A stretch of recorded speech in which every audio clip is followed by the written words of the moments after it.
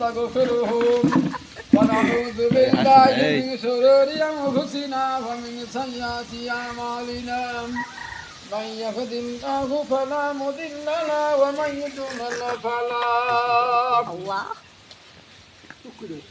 আল্লাহ বলল নবী গো তাম পৃথিবীর মানুষ গুণের পক্ষে দেখে জানে দাও আমার আল্লাহ রাব্বুল আলামিন ডাক দিয়ে বলেন নবী রে কোন কোরআন শরীফ মানে জান্নাত আলা হবে কোন কিতাব আমার বন্ধুগণ মানুষ কেন কোরআন মানবে না নবী গো ইয়া রাসূলুল্লাহ ইয়া হাবিবাল্লাহ কোরআন ভালো বানাবার জন্য যেই কোরআন আল ফাজল নাযিল করলাম নবী রে এই কোরআন শরীফের ভিতরে আমি আল্লাহ রাব্বুল আলামিন করে দিলাম